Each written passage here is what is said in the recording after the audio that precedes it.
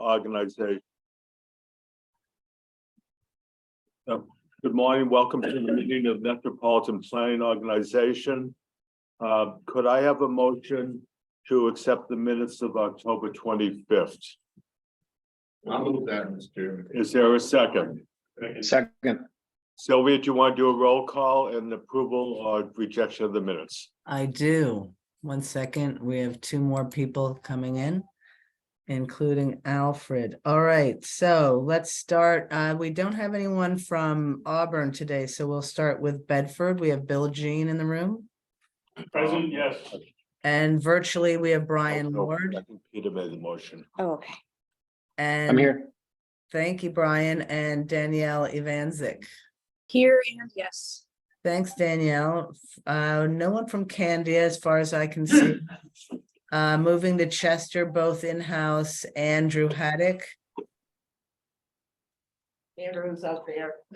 and Deb Munson. Yep, up there. And in Deerfield, we have Bob Cody in-house. Present and abstain. Thanks, Bob. Thanks, Bob. Derry, we have Jeff Moulton in-house. I'm present and yes. Thank you. And online, we have John O'Connor. Here and yes.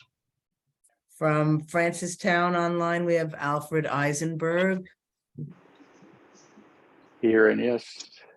How did I miss that? Here we go. Hold on. There's Rob Curry just coming in. 1 second. Tammy, do I have to do something so that you can let people in? If you make me a co-host, I can let people in. All right, let me do that right now. Sorry, sideline. Yikes. All right, where were we? We were in Francistown with Alfred, right? It's And we did right that. here and yes. Yeah, there you go. All right. Gary And Schnackenberg is in the room. Gary Schneckenberg is in the room. Good to know. Present, yes. Thanks, Gary. Anybody else in the room so far I missed? Good morning, Sylvia. It's Brian. Thank you, Brian. Yes, I did see you come in virtually. We're not quite to Londonderry, but hang on, we'll be right there. Let's move to Goffstown. We have David Pierce in house. It's a cack.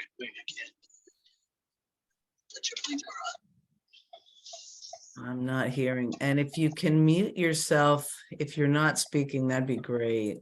I'm gonna mute Denise. All right. Present, sorry. All right, so that was Denise Pitchett Folk from Hooksett, and then we also have Rob Curry. Yep. Thanks, Rob. Good to see you. Londonderry, all virtual. Art Rugg. Art, you're muted. I keep forgetting. It's not like the old days where everything was by Zoom. Yes, I am present and yes on the minutes. Thank you, Art. Deb Levins. Present and abstain. Thank you. Suzanne Brunel. Present and yes. And Lynn Wiles. I'm here and yes on the minutes. And in Manchester, we have Peter Capano. Present and yes.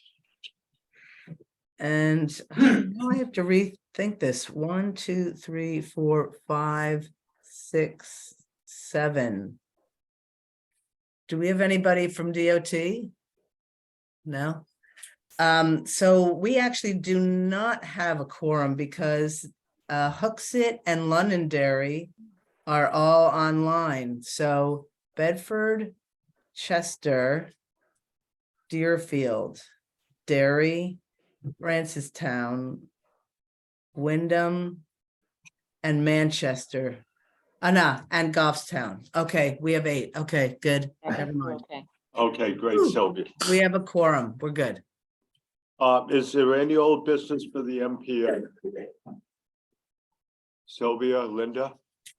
I don't think so. I don't think so. Okay, new business. Nate is going to do an update on the 2025 through 34 period. 10-year plan.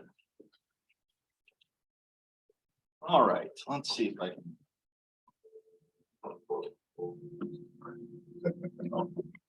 Making a phone call. Phone him in.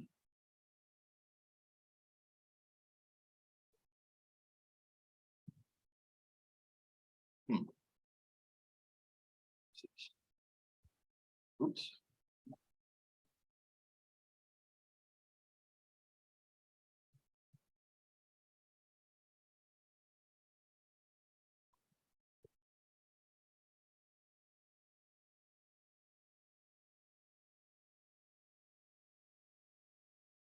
Can everybody see this presentation in full screen mode? Good Yes, for me. Okay, very good. I'm gonna shrink this. and for the record, William Rose came virtually. Thank you. All right, well, good timing for William because he's actually seen this presentation before. So I wanted to take a few minutes and update everybody about the regional process for the 2025 to 2034 10-year plan. We would have provided this update last month, but timing wise, it's fine to provide this update this month. Let's see if my slides will advance. Here we go. A reminder about the schedule. We have completed our 10-year plan solicitation. You heard an initial overview a couple of months ago about the projects that were proposed and the engineering analysis that had been done to date on those projects. You'll hear more about that today. We had worked with our technical advisory committee, who appointed an evaluation work group to work with us to develop initial priorities. We'll talk about that today. Those short list of projects was sent to DOT in November. New Hampshire DOT is currently reviewing. They do their own review of the submitted 10-year plan projects and engineering scopes of work and cost estimates. That process is going on right now. We'll likely hear and receive their comments at some point in the new year, and then our final deadline to submit regional priorities for this 10-year plan update is March 31st. So we're pretty far along in the process actually at this point, but more to come probably in the February to March timeframe after we receive the state level comments sometime in the new year. Since we last met in October, we did have our on-call engineering firm, VHB, continue to refine project scopes and cost estimates for all of the proposed projects that came from municipalities for this 10-year plan update. We're doing that really, as we always do, to try to maximize the use of our regional allocation. Our regional allocation for this 10-year plan cycle is $10.56 million. That is not $10.56 million in today's dollars. It is $10.56 million in year of expenditure dollars, and pretty much all of the new projects that get programmed in the 10-year plan will go in the last 2 years of the 10-year plan. So in this case, it would be 2033 and 2034. So we need to do inflationary adjustments out to those years of expenditure. So the spending power is in today's dollars, it's not actually 10.56 million. And we'll talk about that a little bit more later on as well. So our VHB worked with us to look at lower cost design options for some of our projects, phasing opportunities for other projects, and alternative approaches to advance some of the projects. So I'll start in alphabetical order. You've got an initial overview of some of these projects back in October, but I'll bring you up to speed. In the town of Bedford, so I'm going alphabetically by community here, so starting with Bedford. The first project Bedford submitted for consideration was safety from on Route 101 from Wallace Road to the Amherst town line. When we last talked, VHB had developed a 5-lane alternative for that. We also worked with them and they developed a 3-lane concept alternative. Both of those, both the 3-lane and the 5-lane alternatives had pros and cons, merits to be considered, but Both were substantially higher cost than our entire regional 10-year plan allocation. So after talking with the town, the preferred approach and path forward here was to update the 2002 corridor study. So this was the last time a comprehensive look happened at the Route 101 corridor in Bedford. 2002 obviously was 20 years ago now. A lot has changed over the past 20 years. And by updating the corridor study, it would allow for a public process to evaluate the 3-lane, the 5-lane, and potentially other improvement concepts and hear feedback from the public about how each of those different concepts would meet the needs of the corridor under current and future conditions. This corridor study would focus on Route 101, the segment between Wallace Road and the Amherst Town Line. We did ask VHB to provide a cost estimate and scope for that corridor study, and that is $300,000 in today's dollars, 2022 dollars. And as we'll talk about in a few minutes, this corridor study update was one of the highest priorities in the region to move forward from our evaluation subcommittee's perspective. The second project submitted by the town of Bedford was a multi-use path adjacent to Route 101, again from Wallace Road to the Amherst Town Line. It would be a 10-foot wide paved multi-use path along Route 101. Not much has changed with this project since we discussed it back in October. The total project cost is estimated to be $3.1 million in current dollars. We did ask BHP to break out the costs for potential phasing opportunities. What if we just did the section between Wallace and Elk Drive as a first phase of the project? That would be just under 1.7 million. And then the section from Elk Drive to the Amherst Town Line would be about 1.4 million. One thing to note is that the Pulpit Brook Bridge, this is in the far western segment portion of this section of the 101 corridor, was widened to 3 lanes in 2022, but doesn't have any accommodation for a future multi-use path. So the bridge would either need to be widened or a separate prefabricated pedestrian bridge would need to be installed at that location to accommodate a multi-use path. That was one thing that our engineers flagged about this particular project. Moving on to the town of Deerfield, everybody is familiar with this project. It hasn't changed a lot. We discussed it in the last 10-year plan update as well. This is the conversion of the Route 107 Candia Road and Church Street intersection in Deerfield to a roundabout. VHB has done engineering analysis of this project for us 2 years ago as part of the 10-year plan update process. Last time we assigned this project to them again to update the cost estimate, and they estimated the cost to be $1.557 million in today's dollars. VHB's design does try to minimize impacts to historic properties, but would still result in some historic property impacts, including at least the potential removal of old growth trees at 2 Raymond Road, which is one of the properties near the intersection.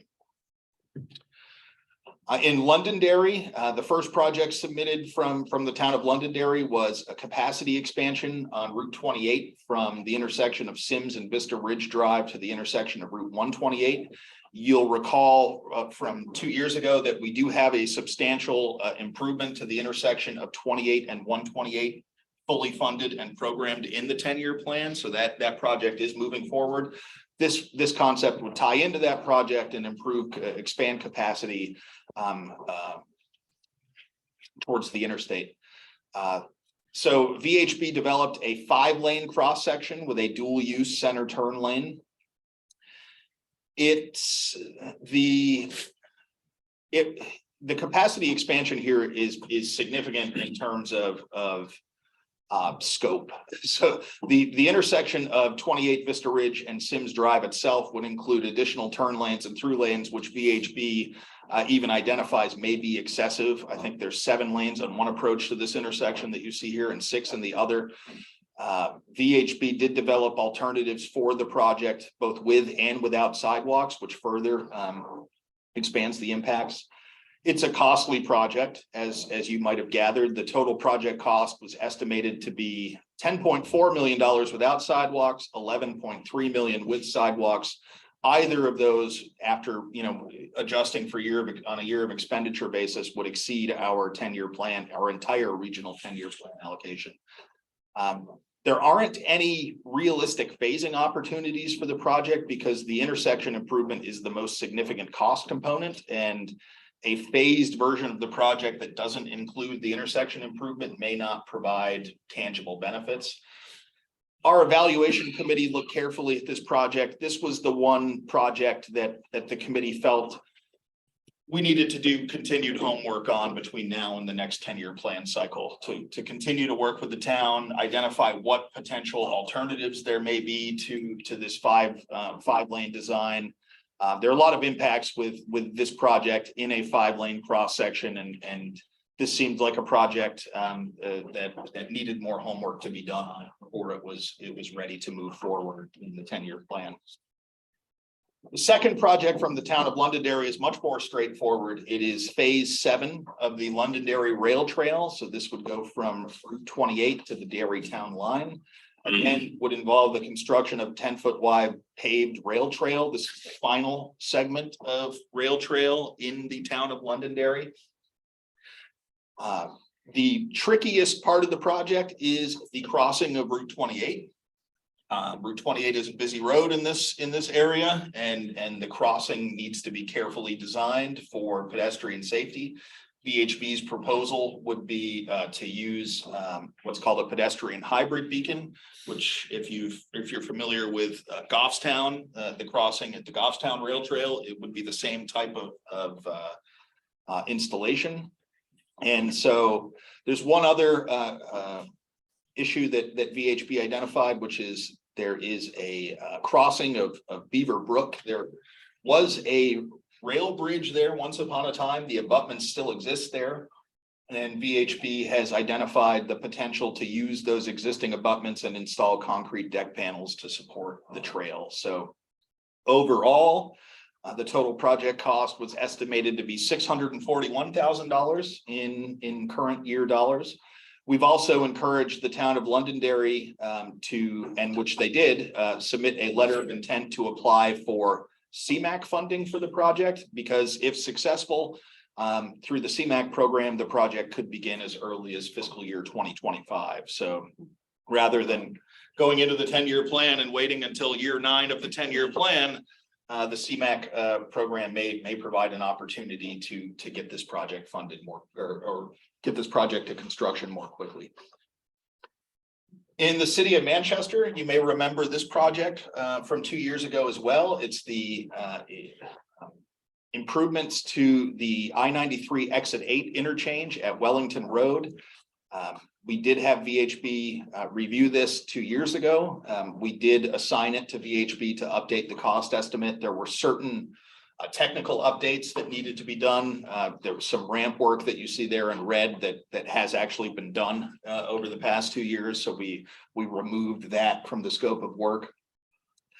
This is one where there are significant phasing opportunities for us to take advantage of. And the total project cost, which includes signal coordination and adaptive signal control for the Wellington Road signals, as well as the construction of a bicycle lane and intersection capacity improvements to those intersections, totals $8.226 million in today's dollars. It breaks, the components of the project break out as you see there in those 3 bullet points. We did ask VHB to look at one scenario, which is to do the intersection capacity improvements with limited bicycle lanes in the area of the intersection capacity improvements as a first phase, and then we could potentially build upon that in a future 10-year plan round or a future, pursue other funding for the remainder of the bicycle lanes to the past the actual Wellington Road intersection. So under that scenario with intersection capacity improvements with limited bicycle lanes in the area of those capacity improvements, kind of a phase one of the project would be $4.124 million in today's dollars. And in coordinating with VHB and the city, this is the preferred phasing scenario for the project. And as we'll talk about in a few minutes, this is what we are proposing in terms of the scope, is that preferred phasing scenario. Lastly, in the town of Windham, the improvements to the Windham Greenway from Meeting House and Old Mill Road to the westerly right-of-way of Interstate 93. Again, this would be the conversion of an abandoned railroad right-of-way into a 10-foot wide paved multi-use path. The project cost, when we last discussed this, we noted that that VHB had identified the potential need for some improvements east of 93 to be considered in the future, that being primarily the pedestrian crossing at Lowell Road. So VHB actually provided us with a broken down cost estimate. The 1.528 million for the improvements that the town has submitted their project proposal for, which is for the section up to the westerly 93 right of way, and then 370,000 should to fully connect the segment here east of 93. East of 93 is actually a state-owned section of trail, and west of 93, I believe it's actually town-owned. So that's why the town has applied for the western section, but. And again, east of 93, the driver of that $370,000 cost is that VHB has identified a pedestrian hybrid beacon at the Lowell Road crossing as the preferred, their recommended crossing because of the busyness and traffic volume, et cetera, of Lowell Road. Again, like with Londonderry, we did encourage the town of Windham, and the town of Windham did submit a letter of intent to apply for CMAQ funding for this project. And once again, if they secured CMAQ funding, this could allow the project to begin as early as fiscal 2025. As I talked about earlier, our regional allocation for this 10-year plan process was increased proportionally with the increase in federal formula funding that the state as a whole received. So again, 10.56 million on a year of expenditure basis. But what does that mean? We have two considerations that we need to factor in when we are programming our regional allocation. So we know what the costs are in today's dollars from our on-call engineer VHB's work. And then we on top of that, apply 10% to account for the state of New Hampshire's indirect costs for the project estimates. And we also apply 2.8% per year out to the year of expenditure as an inflationary consideration. And so when you factor all of that in, actually, I'll talk about that in a minute, but we're 2.8%, we have factored in all the way out to year 10. So the projects that we're actually programming against that $10.6 million are include inflation out to 10 years from now. So to develop some initial project priorities, our technical advisory committee appointed an evaluation work group to work with our staff to do an initial evaluation of the projects according to the 10-year plan criteria. As we've done in the past, that work group was comprised of TAC members that represent communities or agencies that did not submit projects. So it kind of the jury of your peers type of approach for this work group.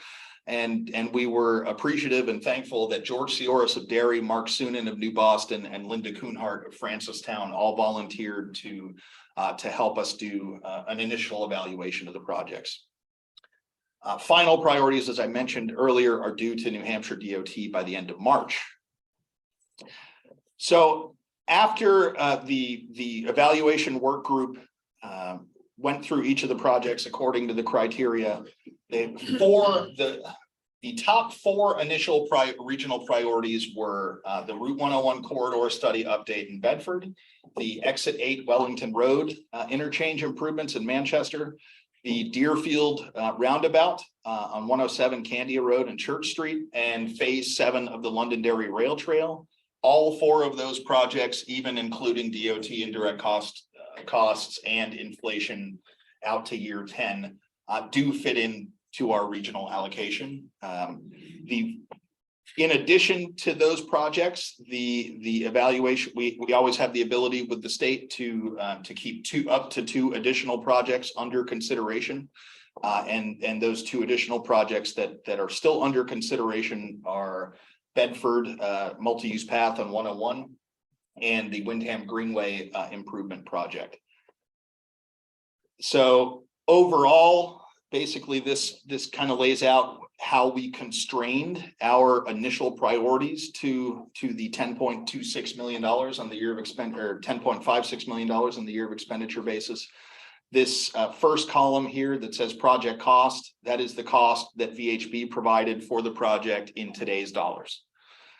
We then applied 10% New Hampshire DOT indirect costs to those amounts. Which gives us this, and then we took this amount and applied inflation at 2.8% per year out to year 10, and we arrived at this inflation adjusted year of expenditure costs. So all 4 of our top initial priorities do fit within our $10.56 million allocation. So again, this is just an initial set of priorities. We will continue to work between now and March, and depending on what DOT's comments are in their review of these projects, it may change our calculus of this set of initial priorities depending on the state's feedback. But these are the initial priorities that we submitted to DOT. For all 6 of these projects, they received the project proposal forms from the communities as well as project supporting documentation. So, and the engineering scoping reports and cost estimates. So they do have everything they need to dive into each of these projects and provide us with some initial comments. Depending on that, we may change the initial priorities depending on their feedback, but this is where we're at right now, at least on December 20th. So more to come between now and the end of March, but this is just sort of the update of where we're at the moment. Are there any questions for Nate in-house? The regional allocation, how's that calculated? Is that based on what they anticipate future revenues coming in? Yeah, historically, I believe it's been that they've reserved about $50 million in each 10-year plan cycle for regional planning commission projects. That gets broken out in based on, I believe, population and federal aid eligible lane mileage. And we have historically had, I believe, somewhere around $8.5 million of that $50 million. This time, I believe, if I recall correctly, because the formula funding coming into the state was increased in the range of 20% or so, over 20%. The $50 million allocation for regional planning commission projects went to, I believe, 60 million statewide, and based on the same distribution of based on population and federal aid eligible lane miles, we ended up with 10.56 million of that 60 million for our region. The other 8 regions of the state each have shares that collectively total that $60 million statewide allocation. Additional questions in-house? Yes, please. And this is just a clarifying question for the Manchester project, the limited bike lanes. Does the limited bike lanes mean less of the entire project or actual greater limitations on the lane? No, the original concept was to make intersection improvements to, I believe, 4 intersections in Wellington Road, and then bicycle lanes through those 4 intersections, and then continuing past the 4 intersections for a farther distance. So the box cut that was required to widen and provide those bicycle lanes was a cost factor. So this would just be you'd have the same bicycle lanes, but only in the area of the 4 intersections, and then in a future phase, extend that bicycle So it's lane. like farther. scale of this project and not the length. Correct. Gotcha. It's kind of, how can we move the ball forward and keep our options open for the future as a phasing alternative. Thank you. Are there questions for Nate for those calling in? Okay, Nate, I do have a question regarding the Wyndham project. Sure. Or any of the projects that you put on the second tier, do you keep a record of what, why you found that would have been a lesser priority project? Yes, we do. We have a set we have a set of criteria that are used to evaluate projects. Our evaluation subcommittee looked at about 60 different factors for each project in, I think, was it 10 or 11 different evaluation criteria categories, and based on and that runs the gamut of freight, congestion, bicycle pedestrian improvements, et cetera, and based on the subcommittee's collective evaluation of each of those factors for each of the projects. That's where the priorities came from. Like, for instance, on Wyndham, I mean, that's been under discussion, it seems, for some time in various incarnations of funding mechanism. Were there flaws that they found in the project that keeps putting it down to a lower level? I don't know if there are flaws in the project per se. I think it's a matter that some of the other projects checked more boxes in the criteria than that project did. It's not to say it's not a good project. There wasn't a huge gap between the top ranked project and the lower ranked projects. It's a matter of part of it is when we go through the beginning of the 10-year plan process and we go through that weighting exercise. And if you recall that, where the different categories of criteria are assigned different weights. I think Sylvia walked through that with all of you back in June, maybe. That plays a factor in terms of what the MPO has said the weighting should be. We think it's a good project. We think all of the projects are good projects. And part of that is why we've encouraged both Wyndham and Londonderry to pursue CMAQ funding and be doing that concurrently, just to give them an additional option of securing funding for the project. What's the time frame on CMAQ? The letters of intent were due in November. Wyndham did submit a letter of intent. Okay. The applications, I believe, are due January 6th. And we have not heard that Wyndham is not applying. So we do expect that they will submit an application, and that just it provides the town with another potential avenue to get the project funded. And in fact, that avenue could lead to construction more quickly. Okay, just one last question. If the CMAQ is not approved, or let me put it another way, is the ranking that you have given, like primary and secondary projects, is the CMAQ approval or disapproval based on that ranking? No. Okay. No, this is just for the 10-year plan we're talking about. Okay. The CMAQ process is a separate process from the 10-year plan process that we're. I didn't know if there was an overlap. Okay, enough of me. I would note on that, Peter, though, because it's a good note, is we will go through a regional prioritization process for the submitted CMAQ projects. That will happen in between January and March of 2023. So when those applications come in, Carl and I have been working on crafting the process that we will use to evaluate and prioritize CMAQ projects. So this MPO, all of you, will have a direct role in prioritizing the CMAQ applications that come in. So much more to come on that process. Thank you. There's any chance that the request to push out of that date for the CMAQ applications? I mean, it's over the holiday period. It's a little, I have not heard anything about any pending changes to the schedule. you know, if it's possible to request to postpone.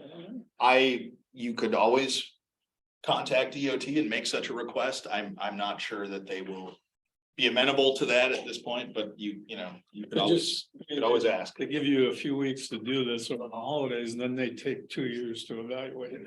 That's unfair. Okay, what I'd like to do if they want to continue that discussion, even for myself on my own project.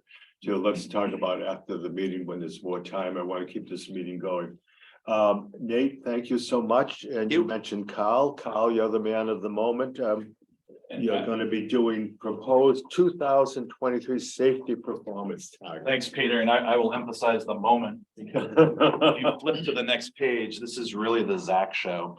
Well, while Carl is setting up. Let me deal here. Can we just, first, Linda, can you focus the video onto the speaker?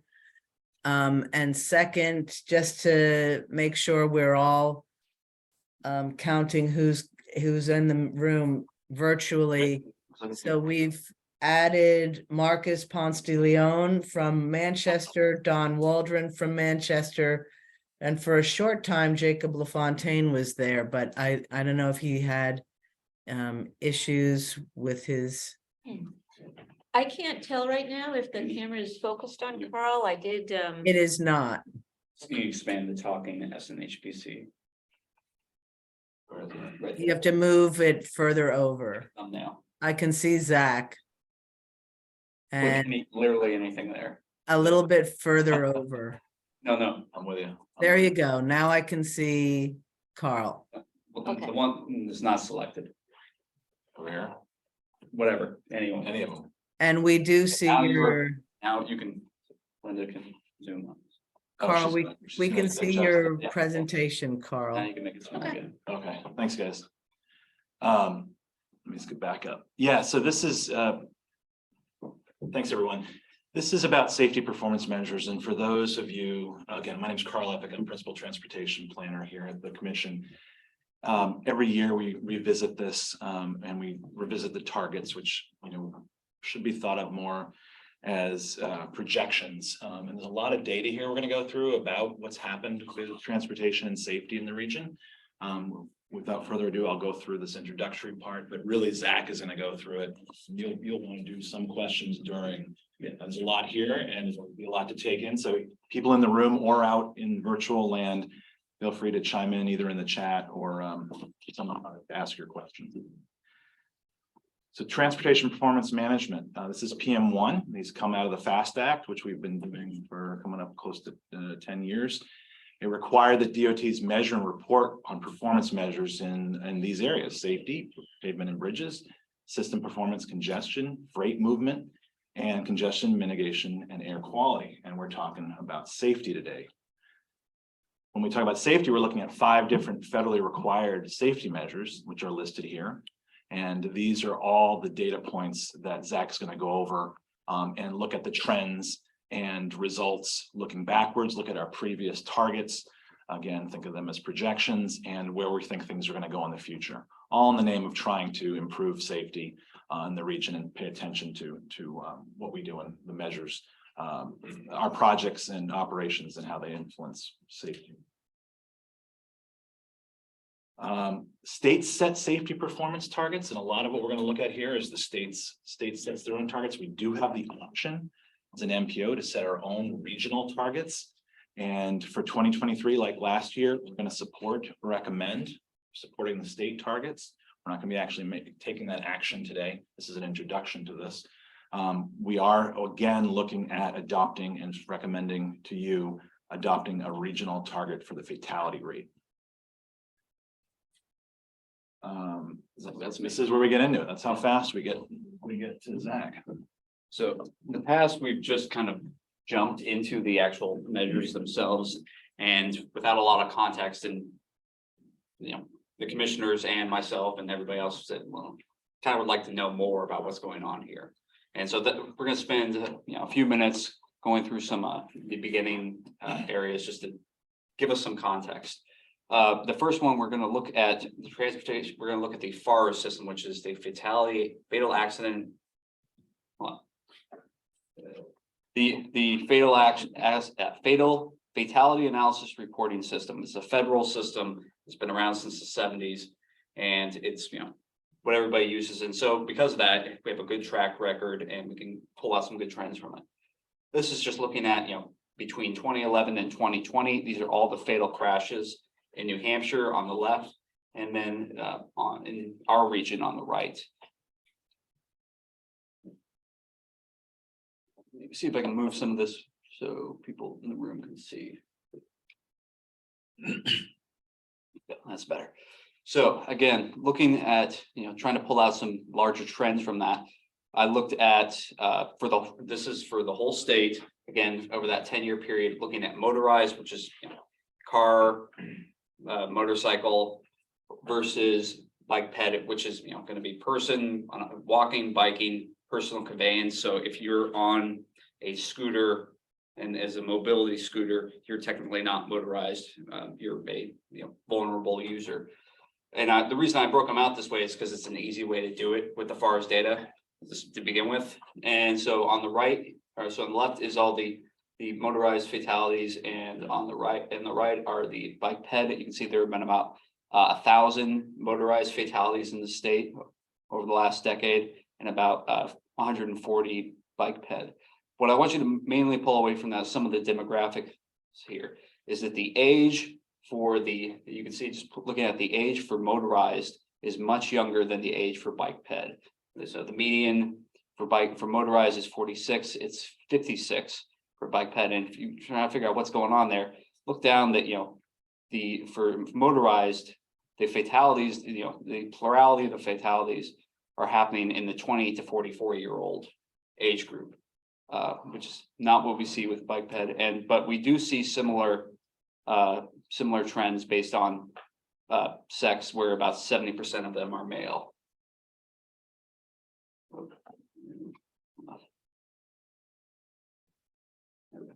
Here's looking at that same thing again. This is a histogram looking at the age of the person who dies. So on the left there is motorized, on the right is the bike ped. You can see that there's that jump for motorized right around 2024. It seems like as soon as you can drink and you're young enough to be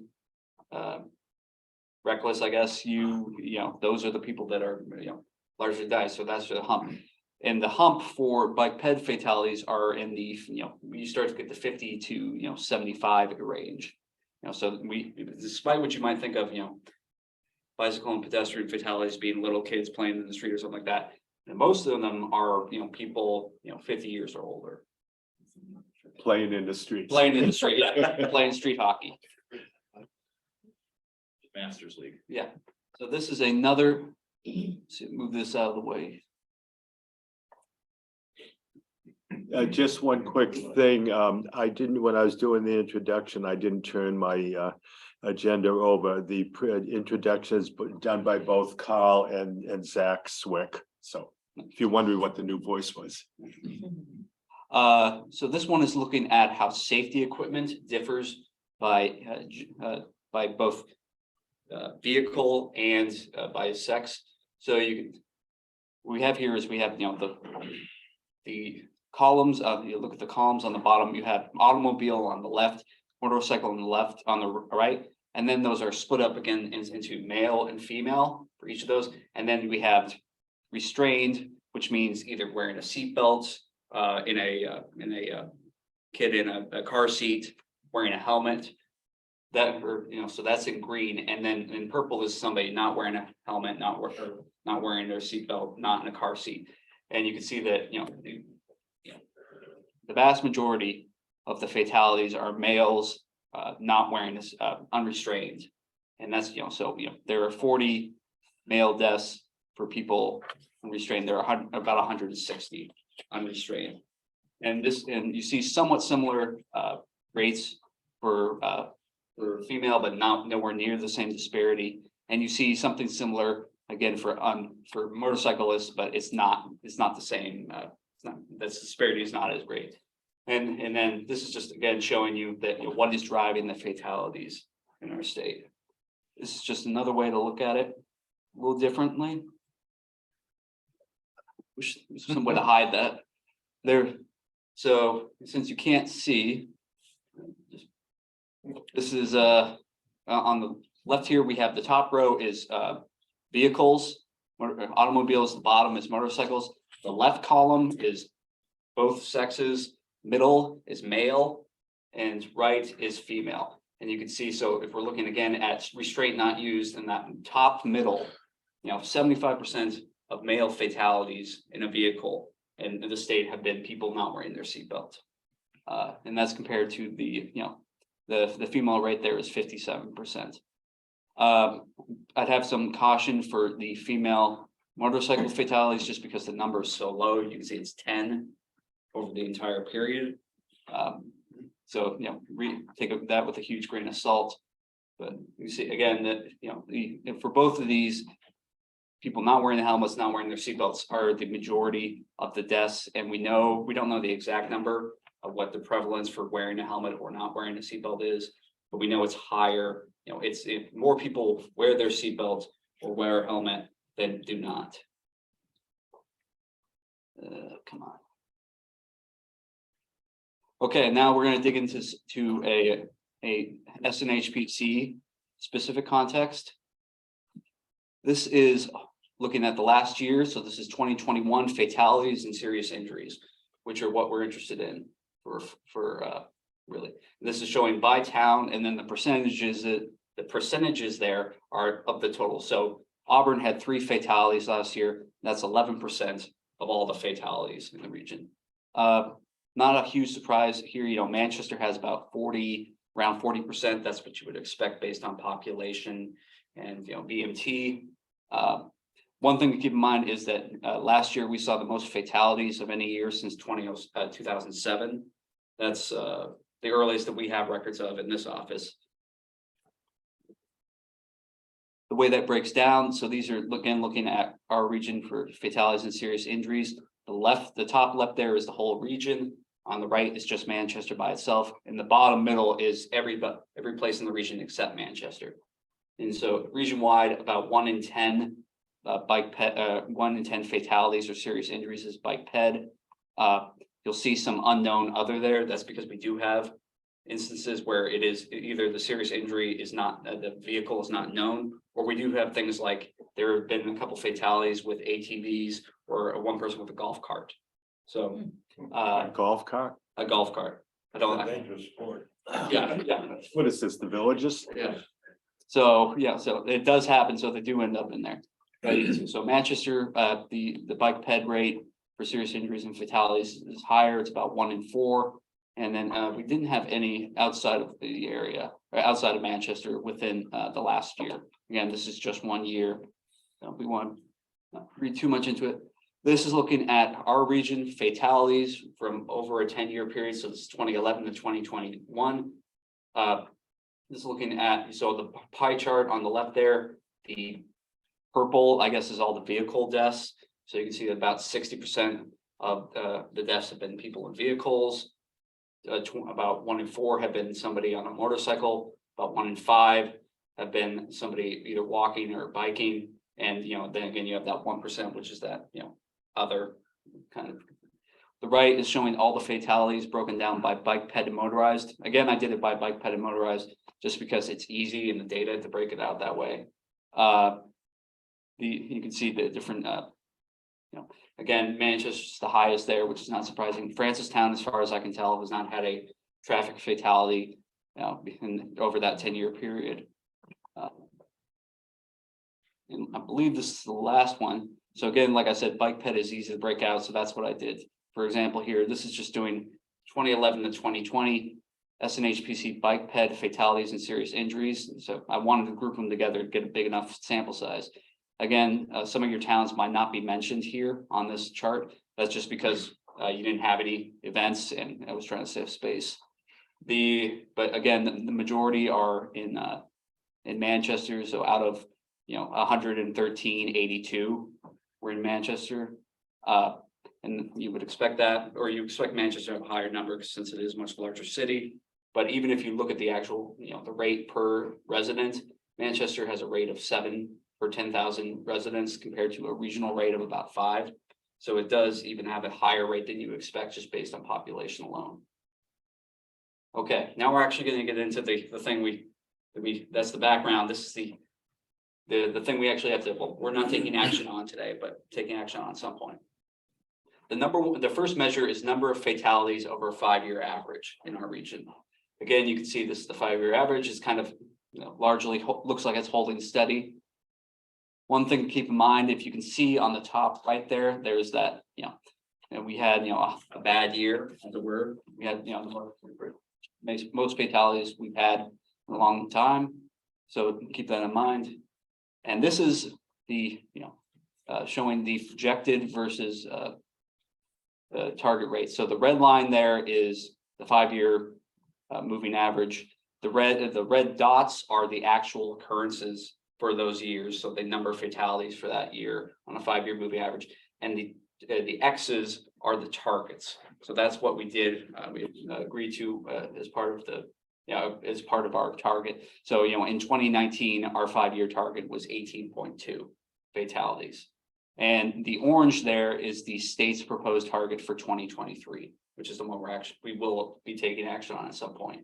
So you can see it's been up a little bit again, up to, from 18.7 the year before to 19.1. The second target is the fatality rate. So this is the number of fatalities divided by the total number of vehicle miles traveled. The blue line is the state and the red line is us. Again, you can see that we are historically, significantly below the state. That's because we have a lot of highway VMTs, which have, the highway, a lot of deaths happen on the highway, but the proportion of the deaths based on volume is much lower. So if you have an area that's rural, where you have, a winding back country road that's 55, that's probably more dangerous than, I-93. And that comes out at a state level.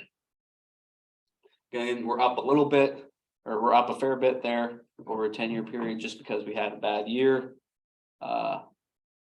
This is the one that we differed on last year, last time we did this. You can see that the state target there is that kind of, I guess, teal, the bluish green. The state target was 0.874, or I'm sorry, the target would be 874, and our target that we adopted last year was 0.74, which is that orange, the orange dot. So you can see the difference there between what we had adopted and what the state is proposing. Now, the third number is the number of serious injuries over a 5-year average. We can see that we're declining still.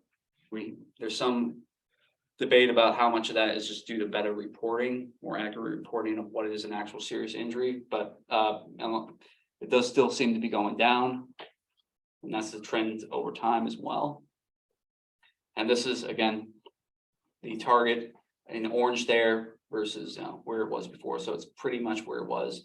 We're going down, we are projected to be below it, but given that we have some concerns about the accuracy of some of the data, not sure how much we want to mess with that at this point. Fourth one, serious injury rate. This is just the same thing as fatalities, but divided by BMT. Again, see the state and SNHPC are largely mimicking each other with that downward trend. We've consistently been going down. We were up a little bit last year. You see something very similar to the absolute rate where we have, those targets have been held kind of steady, and we look like we might be coming in underneath it. But because we do have concerns about the accuracy of some of the data, I'm not sure we want to make alterations at this time. The final one is the number of motorized and fatalities and serious injuries over a 5-year period. You can see we had a really bad year, and it was like 2015 or whatever, where it just had to cause that real spike. And we're at this point getting far enough out that we're losing that those crashes, and our rate is coming down. You see it falling there. Yeah, 2013 was a bad year. And again, similar to before, we're coming down, and we look like we would be below the state target, but we're not really, we can't be too sure at this point. The state target is up a little bit over last year because apparently they had a bad year overall. So they felt they had to raise it a little bit. And I believe we're back to Carl now. Wonderful. Thanks, Zach. So these graphs show just comparison, 5-year numerical rolling average. The green are the trends. The recent and desired, green means good. We're headed in the right direction overall with these trends. And the state target is that numerical number that I believe those are the numbers you just showed, right? Here is the proposed regional safety performance targets across the 5 different categories, again, showcasing the 5-year rolling averages. The brown shows up here nicely, which are the recent trends. And recent is looking back the full 5 or the. No, it's just last year. Yeah, so the last year that showed up here. But we're still desiring to push these numbers down. The state target numerical there, second almost to the right, and then our SNHPC recommended targets. And again, generally, we have historically supported the state targets with this exception of the second one here, the second row, fatality rate per 100 million VMT. And we're suggesting here adopting a regional target of 0.75, similar to what we did last time around. It's just another way of showing it. Again, state targets for 2023 and our proposed action, which we'll be considering in the future to support the state targets for number of fatalities, number of serious injuries, serious injury rate per 100 million VMT, and non-motorized fatalities and serious injuries. The exception being that second row, fatality rate per 100 million VMT to develop our own regional target. And that's our presentation. We're ready for any questions. In-house questions for Zach or Carl? Peter? Thank you, Mr. Chairman. I know we have this discussion every time. What are we doing for again? And Performance, measuring performance. but there's no real penalty. And not in New Hampshire, Is that correct? There's no penalty to us. There is a quote unquote penalty to the state that they lose the ability, if they don't meet their state targets, they lose the ability to do discretionary transfers out of the HSIP program, but they don't do discretionary transfers out of the HSIP program. So, and they have to do a certain reporting requirement, like a plan to file a plan with the government of how they're going to, improve performance. But for us, no, there's no penalty, quote unquote, to not achieving the targets. It is a mechanism just to measure performance over time. So if I may, Mr. Chairman, just to follow that would explain why it seems like so many of the state targets are high. And in some cases, they look like they ignore the actual data. And have you drawn a line through the projections over the years and just continued that instead of looking at what actually has happened on the roads? But that's fine. They look at what's actually happened. I think what's key. One of those graphs didn't look like that at all. I'm sorry. Go ahead. But some of those numbers would have been ours. Some of those would have been our points, so we would just be doing better than the state. We'd have to see their actual numbers to say, because they do, the person who used to do this is no longer at DOT, but he would go through and he'd do the same thing where he'd do the projections out and he'd say, looks 5 year, looks like we're going to be at this level, but we know crashes were higher, so we're going to raise it a little bit to be realistic. They do they do a similar process to what we do. What the ultimate number, what they decide to, is up to them, and I can't speak to that, but there is a similar exercise that they carry out. Thank you. Go right ahead. Make a comment, is car safety, are they improving car safety features? So with the stuff in road design, improving safety and everything? Right. Cars have never been safer for the person inside them. There are two major issues, but there are two big asterisks around that. One, you actually have to use the feature for it to, if you don't wear the seatbelt, it doesn't matter how great the seatbelt is. But I think more people use them. More people, yeah, more people too. The other thing would be is cars are more dangerous for people now outside the vehicle than they were previously, based on size, power. And there are features that they could implement and they're looking at whether they're gonna do that. They've done it in Europe. But right now, the National Highway Transportation Safety Agency Administration has not taken any action on that. I have a Yes, please. First off, I wanted to say thank you because I've wondered out loud when we reviewed these in past years about the components of the motorcycle involvement and also the relationship to helmet versus no helmet. So this is the most comprehensive breakout I've seen, and I thank you for doing that.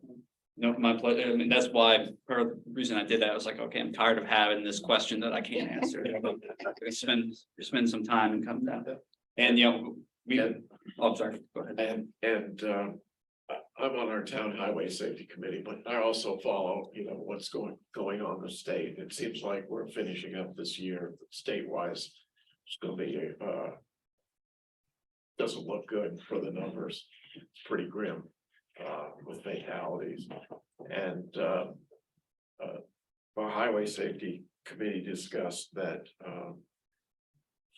there's a new component to the DUIs that is now starting to become statistically more significant, and that is the cannabis.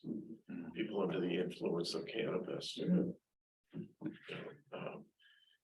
The other thing was, it was one of the seacoast towns last weekend ran, because they were having some DUI issues, they just ran a stop with less than 200 vehicles, and 6% of those vehicles resulted in DUI arrests. It was just a special initiative that they decided to do. It's either a Friday night or Saturday night. The area had a DUI check stop, and it was pretty alarming that 6% of the people pulled over ended up getting arrested for it.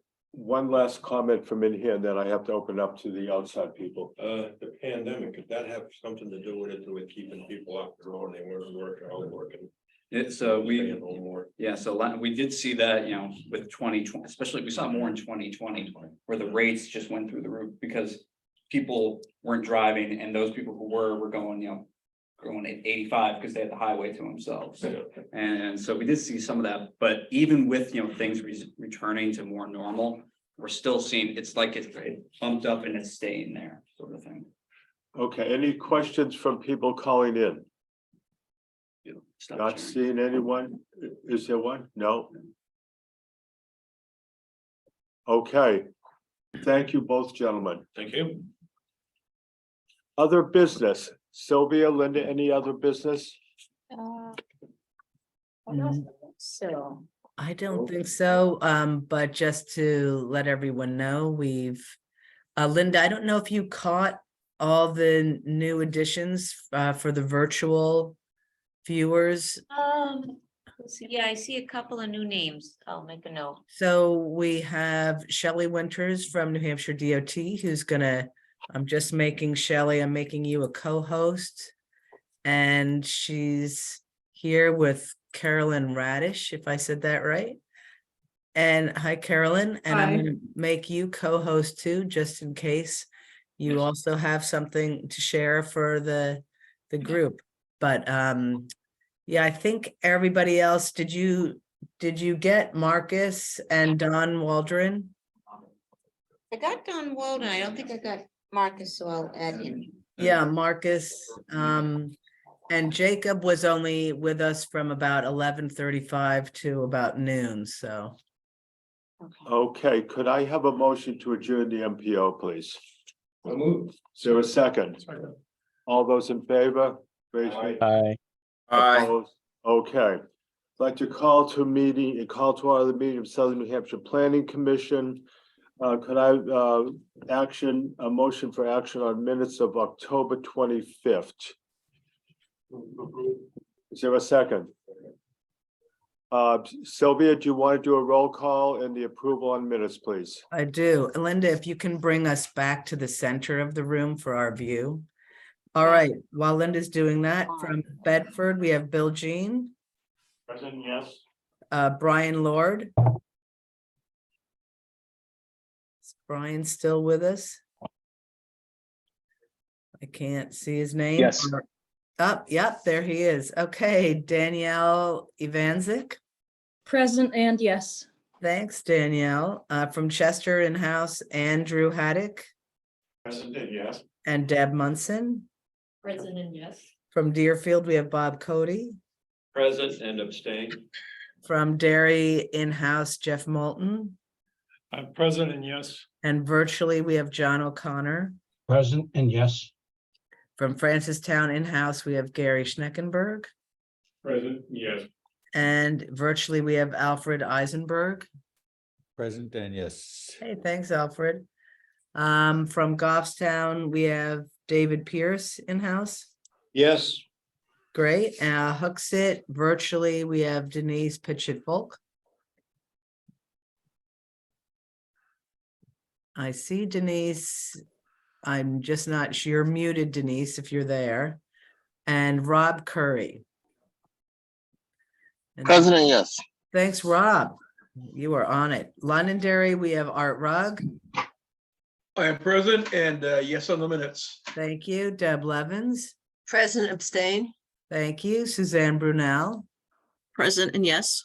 Thanks, Suzanne. Brian Battaglia Present and yes. and Lynn Wiles. Present and yes on the minutes. Excellent. Manchester, I believe we have a newcomer, Ray Clement. Present, yes. Thanks, Ray. Good to see you. Peter Capano.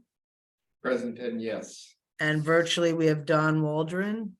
Present and yes. Thanks, Don. And Marcus Ponce de Leon.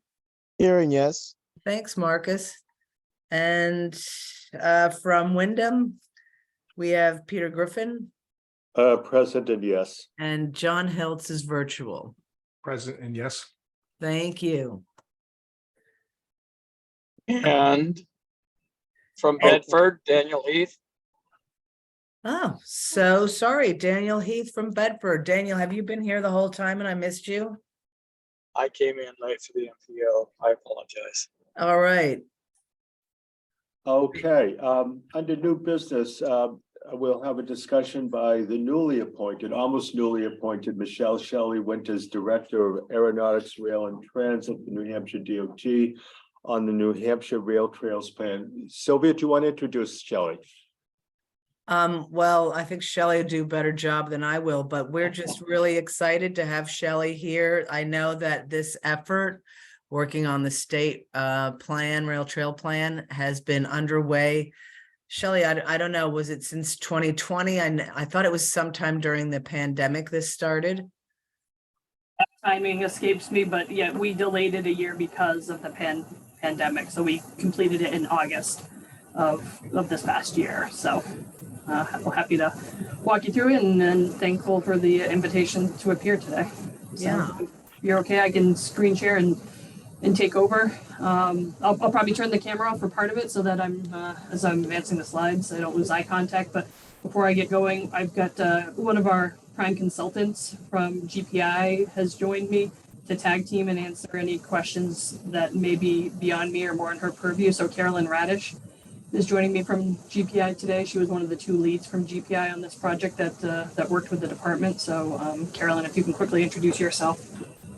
Hi, I'm Carolyn Radish, and yeah, we had the pleasure to work with Shelley and New Hampshire DOT's team on this project. And so I'll just answer any questions when they come up. I will jump us into the presentation here and quickly walk you all through. So PowerPoint. So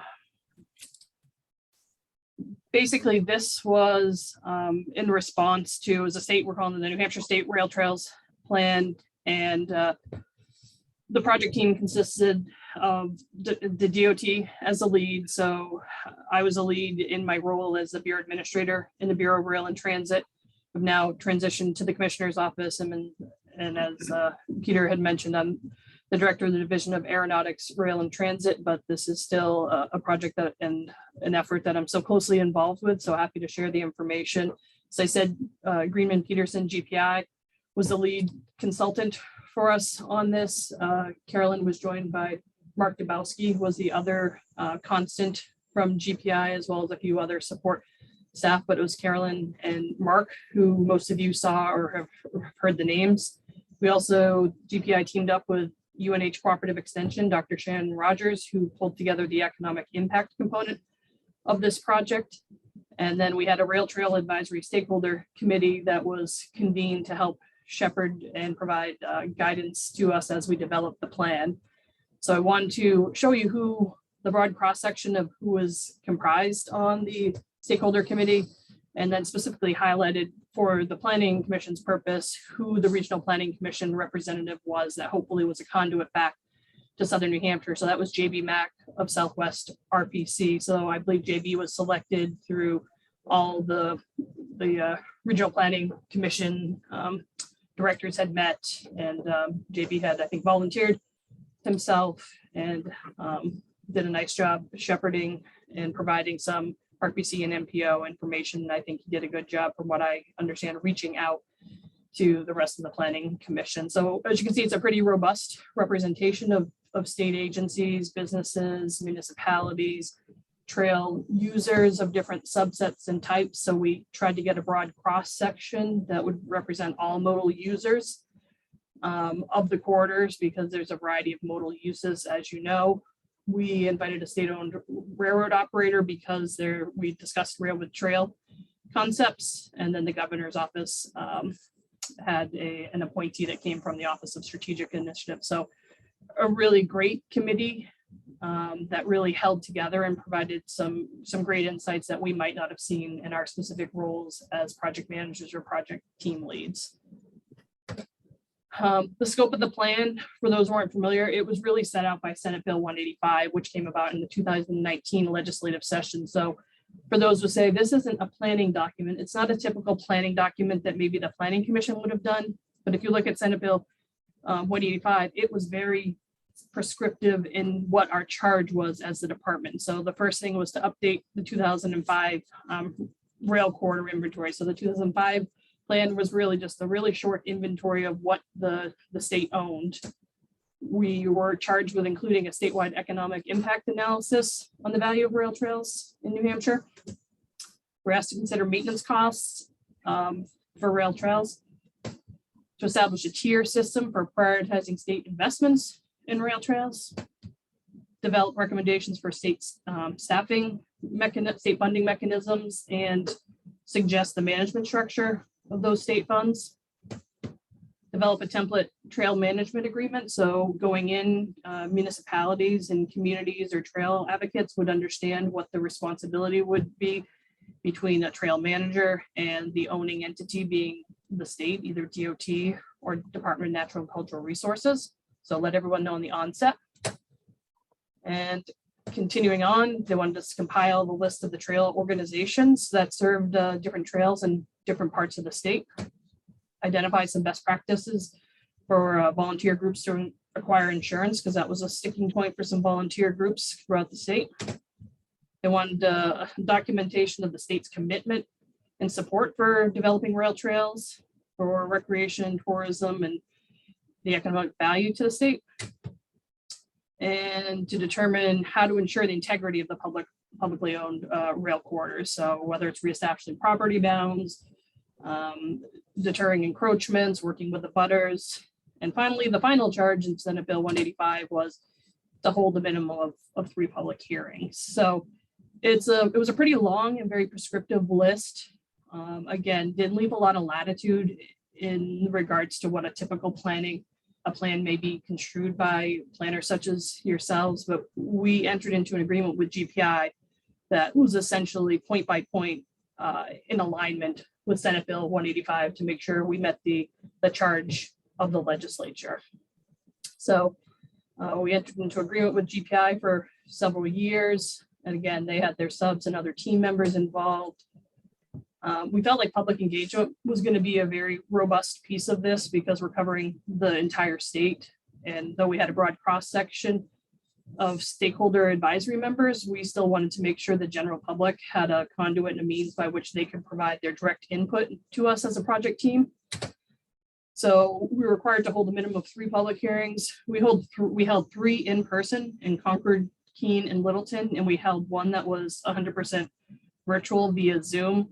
All 4 meetings combined, we had over 200 total attendees for those 4 meetings. So that considering it was in August of 2021, which was a little bit of still hesitancy for people to attend public meetings. We had really good turnouts at those 3. This is here in Concord at the DOT. You can see the room was pretty full. So got some great feedback there.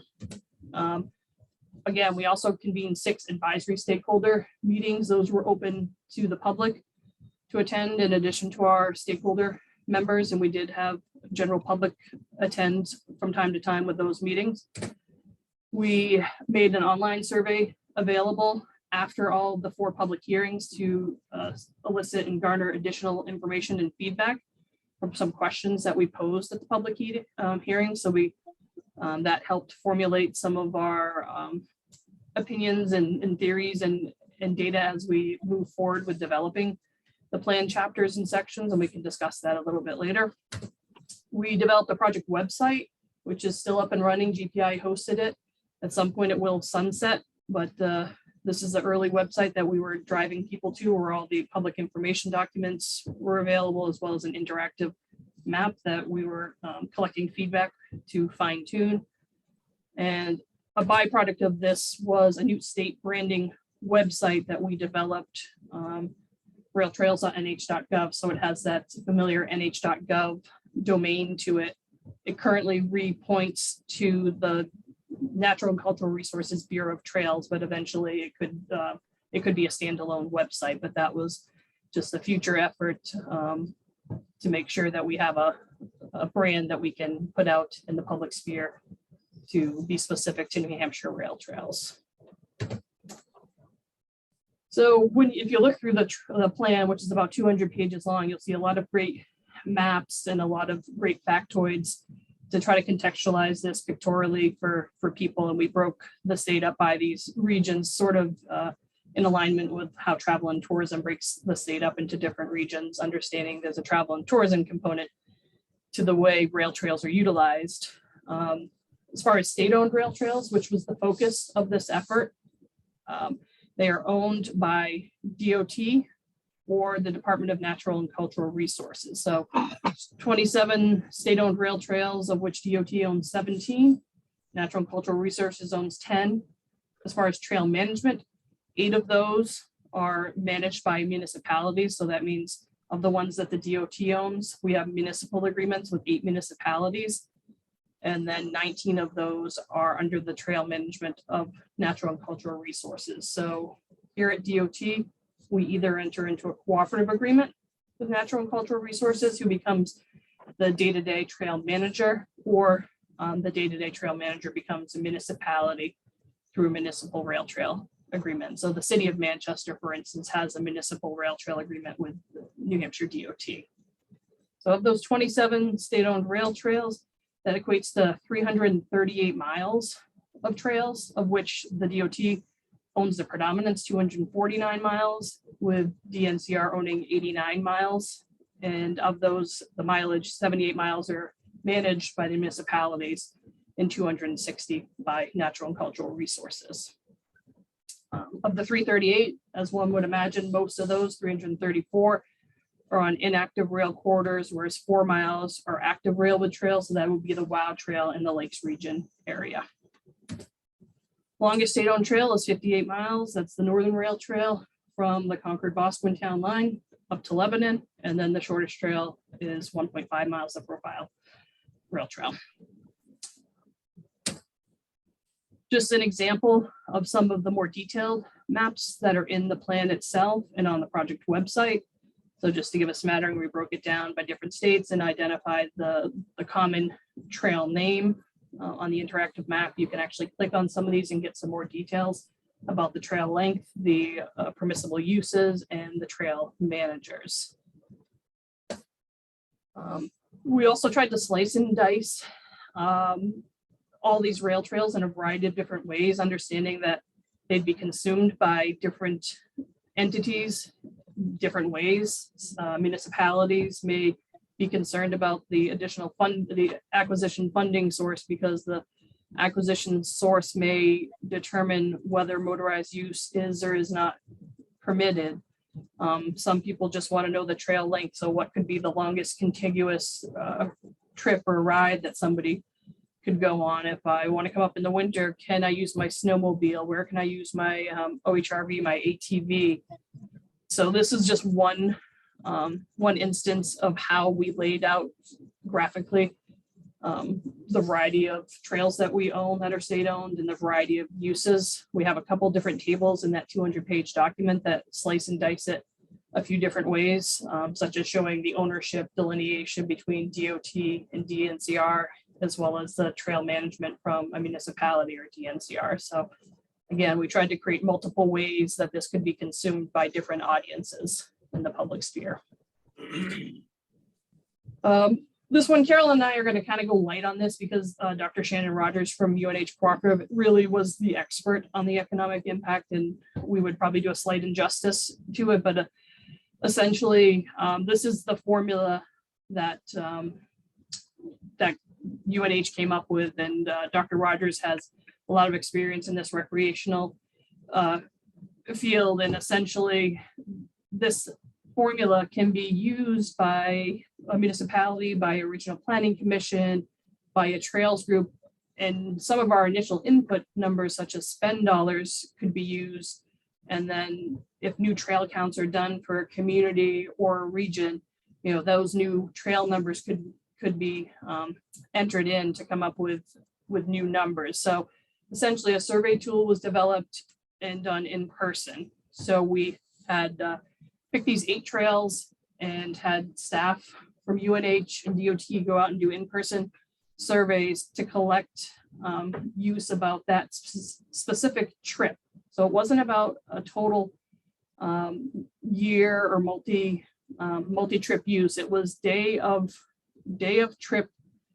travel to that trail, and ask questions about what somebody spent as far as gas to get there, going to a convenience store, meals, lodging. So it's a variety of questions asking about the dollars that they spent in New Hampshire to see what the impact of that trail use was.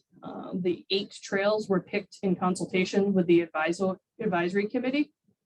Again, we made sure that they covered the entire state and got rural and urban. We also ensured that they had a variety of modal uses so that we weren't discounting trails that allowed OHRVs or snowmobiles.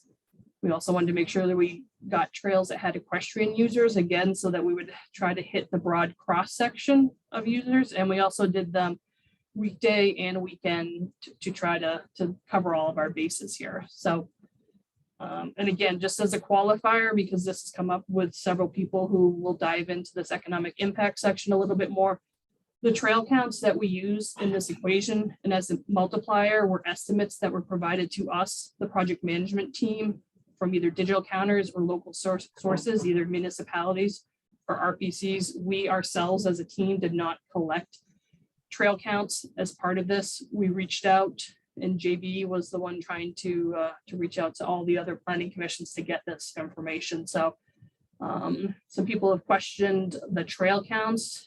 So again, that's why I earlier contextualized this, saying the formula we think works. If you look at the report or the plan, you'll see the average spend dollars per visitor or per resident. You can use that as a fair number for the middle of the equation. Then you can kind of put in some new regional or localized data if you have more vetted trail counts. So that's what we would suggest for that. And if I'm missing anything, Carolyn, please feel free to chime in. And then, so this is kind of the output, or one of the outputs that Dr. Rogers had done, and you'll see it in the plan itself, is the economic impact of those 9. My previous slide said 8, but the Rockingham Rec Trail we considered to be 2. So we stratified economic impact two ways, by resident impact and by visitor impact. You can see the predominant use based on our survey data was 85% New Hampshire residents using the trail, or those at least responding to the surveys versus the visitors. And we, again, tried to contextualize it by annual contributions to the New Hampshire economy, tax revenues, the number of jobs supported, and there's details on what all these categories mean in the plan itself. But you can see when you just go down to the bottom here, the biggest categories in which money was spent on somebody's trip. Overnight accommodations, obviously for visitors, as well as food and drink. So there's a potential market to capture here with out-of-state visitors spending, 3 times almost what a New Hampshire resident spends. In some of these categories, it would make sense that they would spend that more than somebody within the state. Some other conversations that came out from, and you'll see it documented in the plan, while these numbers are the numbers, and again, new data can be input or localized to a specific region, and you can come up with some of your own analyses. Is what we heard is longer trips within the state, longer contiguous quarters may actually get this resident spend to be higher. Right now, we have that one trail that's 58 miles, the northern, but the vast majority of the other trails are smaller segments. They're not connected. And a connected network may actually make the residents spend more, because residents would stay perhaps within their own state to recreate and have overnight trips on longer corridors. So while there's a disparity right now in the spend, perhaps we could attract some of our own residents to put more dollars in the state if we could provide a more connected rail trail network. So again, some interesting information that we weren't necessarily looking to elicit when we did this summary, but was a good conversation and something to think about. As far as rail trail funding and management, and this is probably something a lot of you know, but there are a lot of funding sources out there, but there's a short list that is currently used or typically used within New Hampshire to fund rail trail projects. As far as federal programs, and I think you talked about, or at least Nate talked about a few of these before earlier in the meeting. So we've got TAP, which is a Transportation Alternatives Program, and CMAQ, Congestion Mitigation and Air Quality. Those are pre-existing federal highway programs that are administered by the DOT through our Planning and Community Assistance Office. RTP funds are Recreational Trail Program funds. So those are federal highway funds that the DOT flexes over, and they are administered by the Department of Natural and Cultural Resources Bureau of Trails. FLAP is Federal Land Access Program, I believe. And then a few trails have used Northern Borders funds. So I'd say TAP and CMAQ are the predominant for engineering, design and construction, and RTP for maintenance, with FLAP and Northern Borders not heavily prescribed. State funding, the only state funding at this time that we could identify was the grant and aid program, which is generated through registration fees for OHRVs, including snowmobiles, and that's administered by Natural and Cultural Resources. And not to be overlooked, but there's a lot of municipal and nonprofit funding that goes into trail design, engineering, construction, and to a large extent, management, a lot of in-kind volunteer services and maintenance being done. So we want to make sure we captured and gave a nod to that municipal and nonprofit funding contributions. There's some other federal sources out there that haven't been tapped into a lot, but I think we're willing to consider and look at those on a go forward. So the federal, there's the Surface Transportation Block Grant, HSIP, the Highway Safety Improvement Program. I think everyone knows under IIJ, there's a lot of additional funding coming in here, and there may be some opportunities depending on the specific location of a trail or the project to weave it in with something larger that may qualify for RAISE or carbon reduction or some of the other programs. So again, just a commitment and a willingness to look at some of the new rules and funding programs that are coming out to see what is rail trail eligible.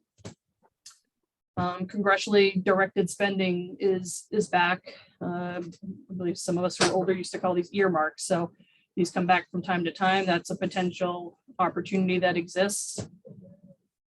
So that's sort of the landscape of the typically used funding, the lightly tapped into or on the cusp funding.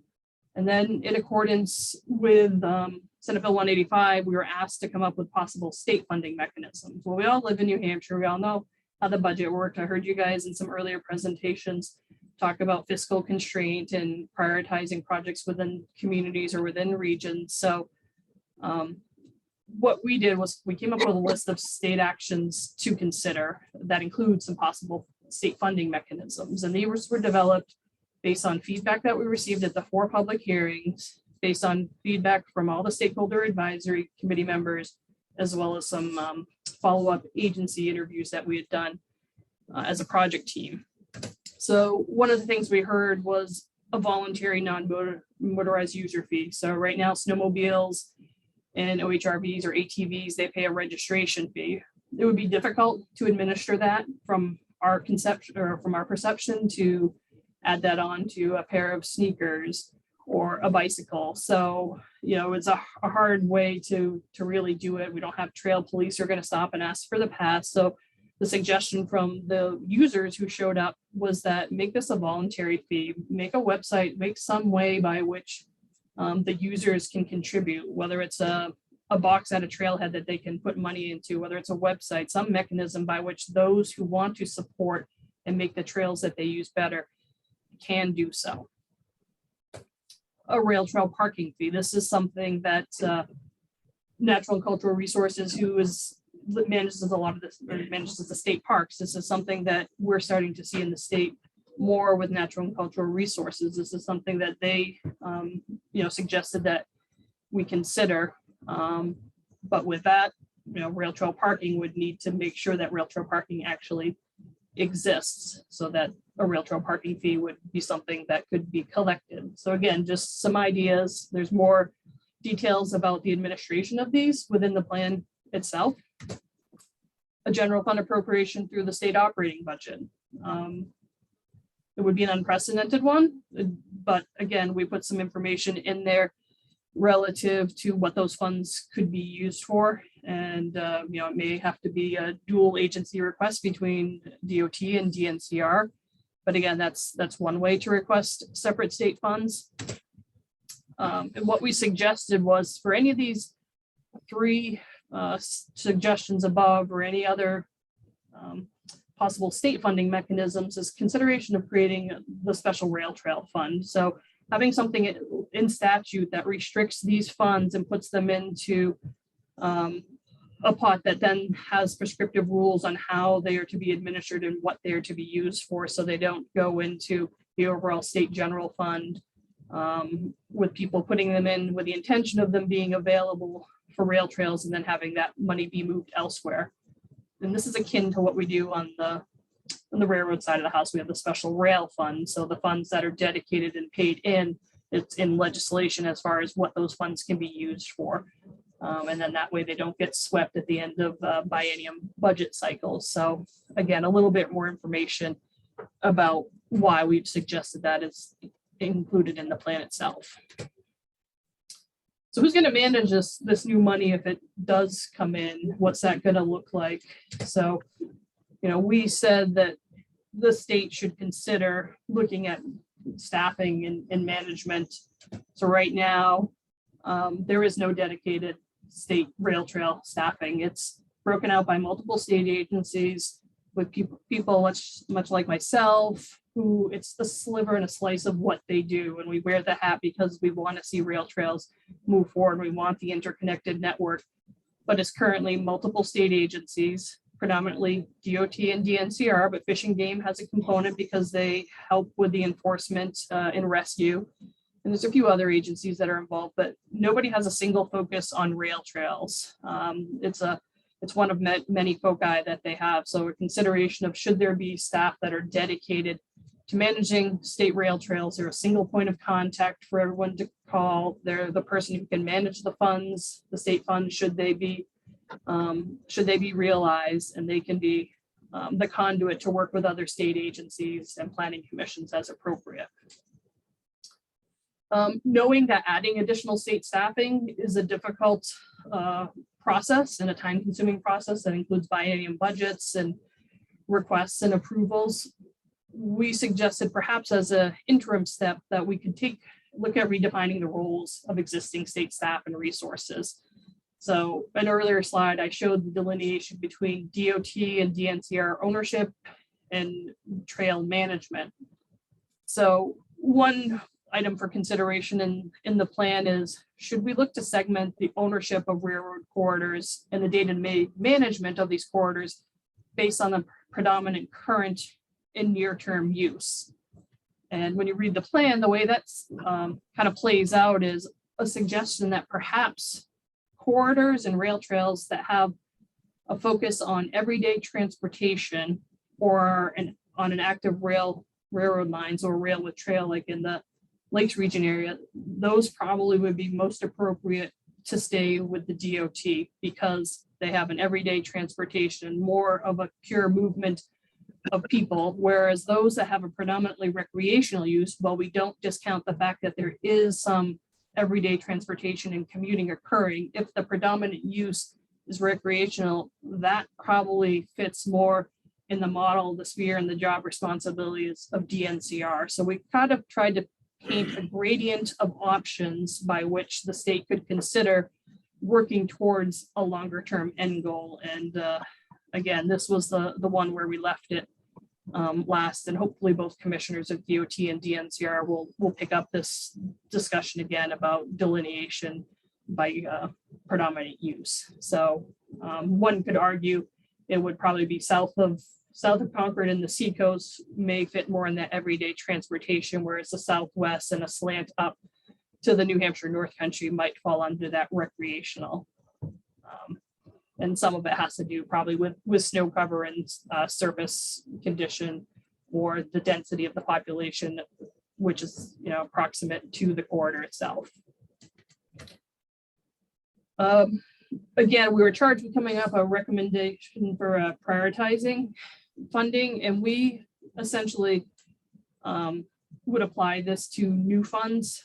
All the other programs I talked about before, CMAQ, TAP, Grant and Aid, they all have really well-defined and pre-existing criteria. So this criteria we came up with is based on any of those new funds being realized from the general fund, user fees, or anything of that magnitude. So, and these are based on, again, the feedback we received at the public hearings and from the stakeholders. So connectivity with existing rail trails.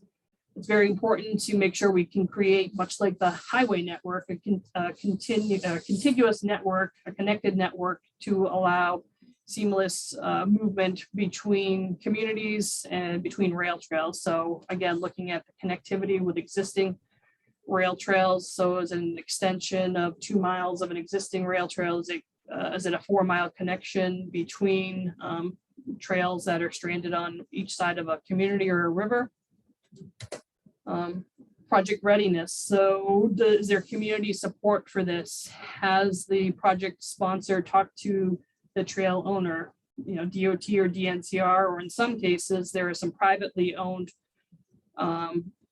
properties that used to be rail line and they have gone back into the abutters now have ownership. So is there, easements been cobbled together? Have discussions been happening? Has an engineering study already been done? Is the town on board to take on the trail management responsibility? So how ready is a community really to receive funds and to implement a plan so that we don't have funds awarded and projects stagnate while other communities are really ready to move forward? Connectivity, community assets, natural and cultural resources. So again, this picture here to the left shows it's a beautiful natural and cultural resource, but there are other things to consider. Not all rail trails go through those. There's other community assets. Is it near a school? Is it near a library? Is it near a recreation center? Is it near an economic center? What's important to each community is a little different, but connectivity and allowing the communities to contextualize what that trail project means to their community and to their region and just making sure that it is something that is of value and importance to that region. Again, potential for everyday transportation. While some may have a heavier focus on recreational use, we always want to make sure there's an eye and a lens of consideration for everyday transportation. So something that can accommodate everyday transportation, we feel like should get a little bit of a nod and a little bit more consideration and credence in the criteria that's being used for these funds. So social equity and then environmental justice. I think this is, a big thing we've heard from the recent administration, and we've certainly, anyone who listens to anything from Federal Highway knows that this is something, making sure that traditionally disadvantaged parts of the state, rural, who aren't connected, lower income, non-English speaking communities, making sure that this consideration of a benefit across the state to serving the entirety of the state, and not just communities who can raise the match funds, not just communities who always seem to get every project, but a consideration of the equity and looking at maybe a community that has a high immigrant population and maybe low vehicle ownership. Is this perhaps a trail project that may be able to support and help them facilitate being able to get to grocery stores, being able to get to an employment center, being able to get their children to school? So looking at things through a slightly different lens and trying to look at how that can sort of empower and contribute to a community.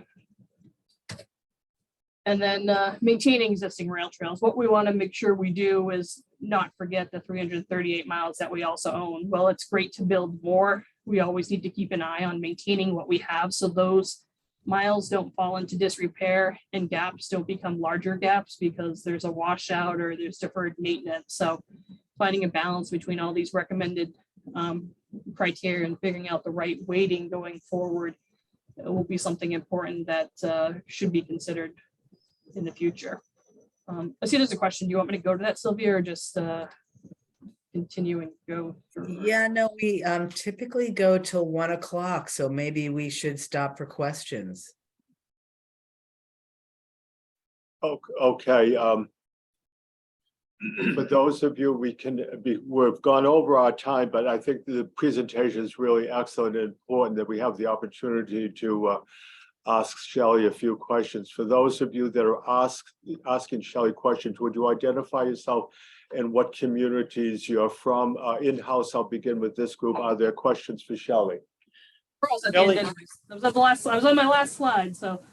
Oh, I'm sorry, excuse me. No, that's okay. I didn't know what was left. So this is the last slide. So again, improvement, maintenance, and management of trails. So we came up with some typical cross sections for engineering and design. It has suggested widths, vertical clearance, talks about drainage and slope, talks about base of foundation types of granular materials that should be used. We tried to encapsulate what costs are for bridge replacements, such as the one here, or what culvert repair or clean out would be. And the big task, which we didn't totally resolve, is how to deal with help address encroachment. So we have some more meat on the bone again in the plan itself, as well as for this piece, we have template rail trail agreement that a municipality would enter into with DOT should they want to have a direct agreement with us. So I guess a long way of saying we laid out Senate Bill 185 and kind of the pointed slides, and then the 200-page plan itself. We think we hit point by point what we were asked to do by the legislature. So thank you for the extra 2 minutes, Peter. Thank you, Shelley. Are there questions in-house for Shelley? Shelley, this is Dave Pierce, Gulfstown. The report was completed in August this year. What was the distribution of your report to various state agencies? Yeah, it was, we sent it to all the stakeholder committees. We haven't sent it over. We sent it to a few legislators who had been the proponents of Senate Bill 185. We distributed it through them. We let the governor's office know, but we didn't have a big unveiling, so to speak. It was in the summer. We knew elections were coming up and there was going to be some turnover, as well as some turnover within the department here in our commissioner's office. So we didn't send out any press releases. There wasn't a huge release. It was on our the DOT Facebook page and it was on the DOT internet, but there wasn't a huge push on it, to be honest. Any other questions in-house? Shelley, I have one for you.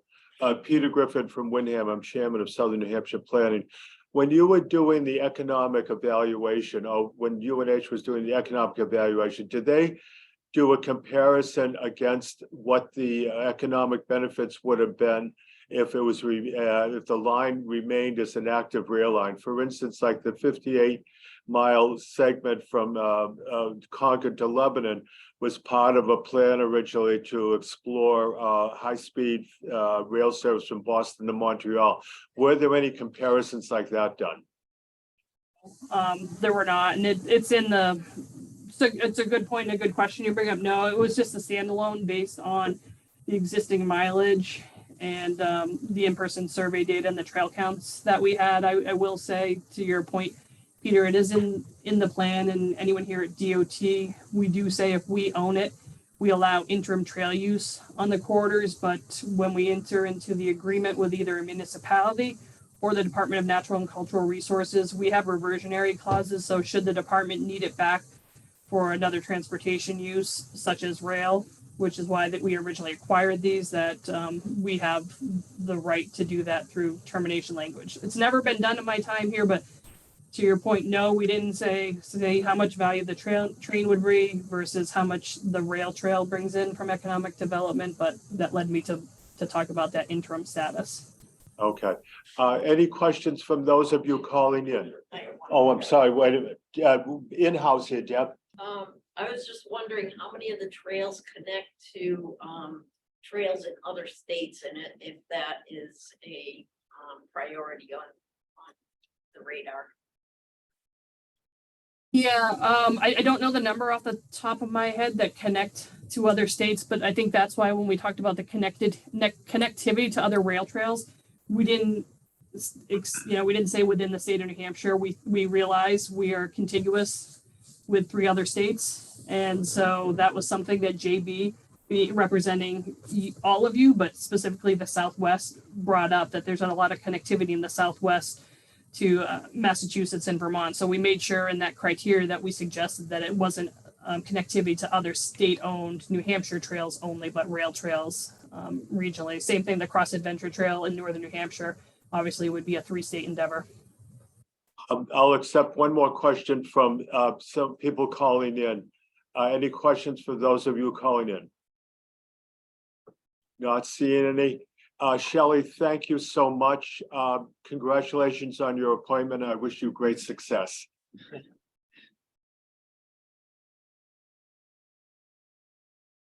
Shelley? Sure, thank you. Excellent. Thank you so much, Shelley. We certainly appreciate your time and effort. And Carolyn, thanks for coming in and being on standby. Yeah, thanks. Thank you. Have a good holiday. Okay, any other business? The only thing to bring up is that we're working on our winter newsletter, and one of the new features we are endeavoring to take on is to have a commissioner spotlight.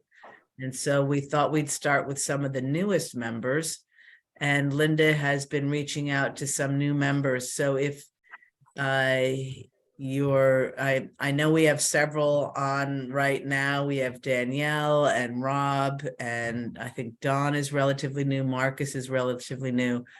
But anyway, and Denise, if you hear from Linda, please let her know. The idea is just so that we have a little background and all the commissioners can get to know each other. And the idea is to rotate that around at each quarterly newsletter so that we can all learn a little bit about each other. Okay. Linda? Sylvia, I think at the last meeting you had promised people that we would have a new staff member to introduce. Did I? Well, we do. Where is Suzanne? I'm on this side of the room. I'll scoot over here on camera. All right, Suzanne, take it Yeah, away. Just quick introduction. I'm Suzanne Nienaber. I'm the new senior planner here. Really excited to be working with a very talented team and look forward to having more interaction with you all. My background is I have an urban planning degree from New York University. I spent about 10 years working in private sector as a planning consultant, and then went on to help found a nonprofit organization focused on the intersection of planning and public health. Originally from Ohio, spent about 20 years in New York. And over the pandemic, my partner and I were really looking for a change. He's a New England boy, and we are back in New England. So really excited to get to know you, get to know the region. And thanks for the opportunity to say hello. Congratulations, Suzanne, and welcome. Thank you. Thank you. Any public comments, commissioner insights? Thank you so much for your patience. I think Shelley's presentation was really excellent, and I appreciate your attention. Could I have a motion to adjourn, please? Is there a second? Second. All those opposed, everyone's raising their hand. Okay, we can hang out. Happy holidays. Happy holidays, happy new year to everyone. Thank you. Thanks, everybody. Merry Christmas. Merry Christmas, Deb.